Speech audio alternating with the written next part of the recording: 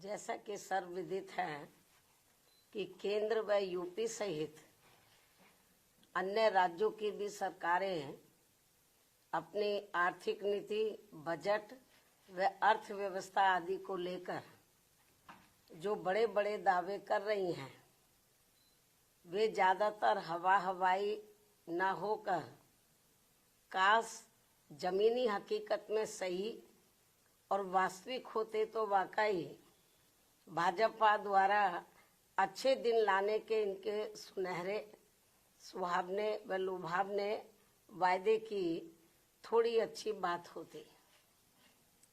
किंतु दुखद है कि सरकार की अधिकतर नीतियों एवं कार्यक्रमों से जग जाहिर तौर पर कुछ मुट्ठी भर बड़े बड़े पूंजीपति व धन्ना सेठ और अधिक धनवान बन रहे हैं व इन जैसे लोगों की संख्या दिन दोगुनी व रात चौगुनी बढ़ रही है, जो कि ये सरकार की पूंजीवाद समर्थक नीति का जीता जागता प्रमाण है। जबकि सरकारों का सही व संवैधानिक दायित्व अमीरों को और अधिक अमीर बनाने की बजाय यहाँ के दलितों, आदिवासियों, पिछड़े वर्गों व अन्य मेहनतकश समाज से संबंधित रखने वाले करीब 125 करोड़ नागरिकों की गरीबी, बेरोजगारी व हर प्रकार के इनके पिछड़ेपन को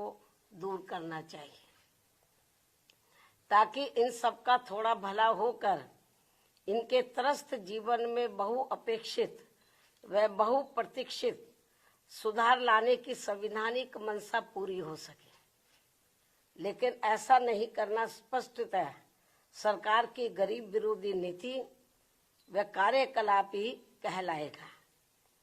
और यूपी व देश के ऐसे बिगड़े हालात को लेकर हमारी चिंता स्वाभाविक तौर पर इसलिए है क्योंकि अम्बेडकरवादी सोच व चिंतन वाली पार्टी बीएसपी इन्हीं वर्गों के शोषित पीड़ित करोड़ों लोगों को अपने पैरों पर खड़ा करने के लिए अस्तित्व में आई है और परम पूज्य बाबा साहब डॉक्टर भीमराव अम्बेडकर के जीवन आदर्श की तरह ही लगातार संघर्षरत भी है तथा साथ ही उत्तर प्रदेश में 4 बार मेरे नेतृत्व में रही सरकार में सामाजिक परिवर्तन व आर्थिक मुक्ति का ऐतिहासिक सुधार जमीन पर उतार करके भी दिखाया है, जो इसका ये खास उदाहरण भी है। इसके अलावा वैसे तो यूपी को वर्तमान में जो चल रही है यूपी सरकार, यूपी को देश का ग्रोथ इंजन होने का दावा करते हुए नहीं थकती है, किंतु आबादी के हिसाब से देश के सबसे बड़े राज्य होने के बावजूद यहाँ के लोगों के जीवन की जो शिक्षा, स्वास्थ्य, सड़क, बिजली, पानी आदि बुनियादी जरूरतों को लेकर जो दुर्दशा है वह किसी से भी छिपी हुई नहीं है। केंद्र की तरह यूपी सरकार के पास भी धन की कमी नहीं है, लेकिन इसका इस्तेमाल यहाँ के गरीब लोगों के हित कल्याण तथा इनके जीवन सुधार में पूरे सही से नहीं होना, ये काफी चिंताजनक बात है। ये कांग्रेसी कृत्य है, ये तो कभी कांग्रेस के जमाने में होता था। ये कांग्रेसी कृत्य है जिस नक्शे कदम पर अब भाजपा सरकारें भी चलती हुई नजर आ रही हैं। भाजपा व अन्य और जो रीजनल पार्टियों की सरकारें हैं वो भी चलती हुई नजर आ रही है, जो बड़े दुख की बात है। इतना ही नहीं बल्कि कांग्रेस व सपा सरकार की तरह ही भाजपा सरकार द्वारा भी बाबा साहब डॉक्टर भीमराव अम्बेडकर समग्र विकास योजना आदि जैसी महत्वपूर्ण योजनाओं को निष्क्रिय बना देने के कारण हमने जो डॉक्टर भीमराव अम्बेडकर समग्र विकास योजना यूपी में शुरू की थी, तो इसको कांग्रेस और सपा की सरकार की तरह ही भाजपा सरकार द्वारा भी डॉक्टर अंबेडकर समग्र विकास, ग्राम विकास योजना आदि जैसी महत्वपूर्ण योजनाओं को निष्क्रिय बना देने के कारण अब गरीब ग्रामीण परिवारों का अपेक्षित समग्र विकास प्रभावित है। जबकि बीएसपी की सरकार ने इस योजना को भरपूर धन देकर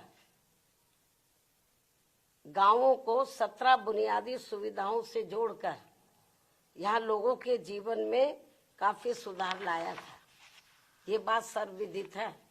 लेकिन अब आम चर्चा के मुताबिक अधिकांश सरकारों पर लोगों को बसाने से ज्यादा लोगों के घर उजाड़ने के ज्यादा आरोप हर जगह लग रहे हैं। ये भी आम चर्चा है। इसके साथ ही मध्य प्रदेश भाजपा सरकार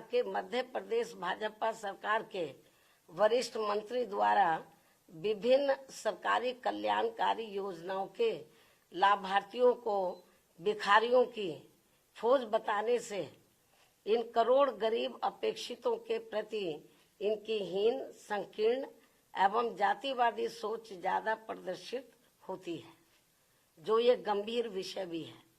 क्योंकि सरकार द्वारा पहले अपनी गलत नीतियों में कार्यकलापों आदि से इन नागरिकों को महंगाई, गरीबी, बेरोजगारी, अशिक्षा, पिछड़ापन आदि की गुलाम व लाचार जिंदगी में बांधना और फिर सरकारी योजनाओं के तहत इन्हें कुछ राहत देकर अपमानित करना ये अति शर्मनाक है। मतलब मामूली सा राहत देकर। उससे भी दुखद बात यह है कि दलित, शोषित, पीड़ित गरीबों को थोड़ा सा अनाज देकर इनका वोट लेकर सरकार बनाना और सरकार बन जाने पर इनको भिखारियों की फौज बताकर इनके आत्मसम्मान व स्वाभिमान को जबरदस्त ठेस पहुंचाने वाली खुली गरीब विरोधी जातिवादी राजनीति करना ये ठीक नहीं है। और इसकी जितनी भी निंदा की जाए वह कम है। ये विषय हालांकि मीडिया में तो काफी चर्चा में रहा है, लेकिन इसके बावजूद केंद्रीय नेतृत्व ने इसका संज्ञान लेना उचित नहीं समझा, जो ये भी चिंता की बात है। इसके साथ ही यूपी ही नहीं बल्कि पूरे देश में भाजपा सरकारों द्वारा कानून व सरकारी मशीनरी का दुरुपयोग करके धर्म विशेष के नागरिकों व उनके धार्मिक स्थलों आदि को जो टारगेट किया जा रहा है, वह संविधान की मान मर्यादा व उसके धर्म निरपेक्षता के मूल सिद्धांत के विरुद्ध वास्तव में देश के विकास को बाधित करने वाला कदम है। और अब मेरा यही कहना है, केंद्र व यूपी सहित सभी राज्य सरकारों को अपनी संकीर्ण, द्वेषपूर्ण, जातिवादी व सांप्रदायिकता आदि के कृत्यों से जरूर बचना चाहिए, क्योंकि इससे देश के करोड़ों गरीबों, मजदूरों, शोषितों, पीड़ितों, दलितों, आदिवासियों, पिछड़ों व अन्य मेहनतकश नागरिकों का हित व कल्याण नहीं हो पा रहा है, और जिससे वास्तव में देश हित भी प्रभावित हो रहा है। ऐसे में सरकारों की नियत, नीति व अमल में भी सर्वजन हिताय व सर्वजन सुखाय जैसा सही संवैधानिक जनहितैषी बदलाव होना जरूरी है। संक्षेप में अब हमारी पार्टी का यही कहना है कि हर वर्ष केंद्र व राज्यों के बजट में देश, प्रदेश व जनहित की जो काफी बड़ी बड़ी बातें कही जाती हैं, और आपको मालूम है इस समय बजट का दौर चल रहा है पूरे देश में। राज्यों की सरकारें अपना बजट रख रही हैं, केंद्र की सरकार ने भी बजट रखा, चर्चा भी अब इस पर होगी। लेकिन इन्होंने हर साल केंद्र और राज्यों की सरकारें अपने बजट में देश, प्रदेश व जनहित की, केंद्र की सरकार देश की जनहित की और राज्यों की सरकारें प्रदेश व जनहित की तो काफी बड़ी बड़ी बातें करती हैं, लेकिन उन पर 50% भी सही से अमल नहीं किया जाता है। क्योंकि मैं देख रही हूँ आए दिन किसी न किसी राज्य का बजट आ रहा है, लंबी चौड़ी बातें करते हैं। यूपी में भी कही गई, केंद्र की सरकार ने भी कही, लेकिन जितनी वो बड़ी बड़ी बातें करते हैं बजट को लेकर विभिन्न क्षेत्र में, उन पर 50% भी सही से अमल नहीं हो पा रहा है।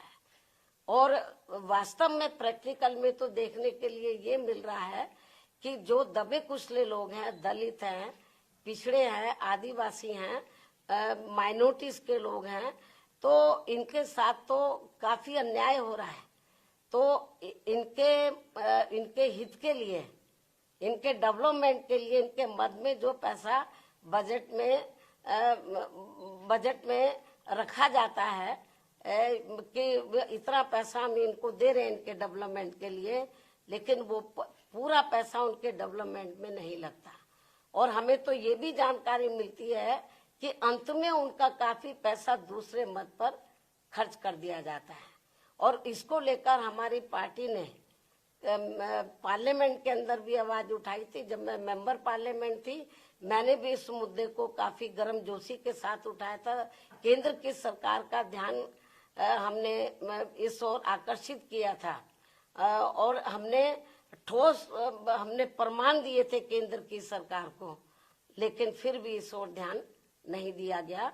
तो इनके लिए, इनका वोट हासिल करने के लिए जो वीकर सेक्शन के लोग हैं, जो गरीब लोग हैं, अन्य मेहनत कश लोग हैं, इनके डेवलपमेंट के लिए बातें तो बड़ी बड़ी कही जाती है बजट में। इस बार भी काफी लंबी चौड़ी बातें कही हैं, लेकिन वो पैसा भी पूरा इन पर खर्च नहीं होता है।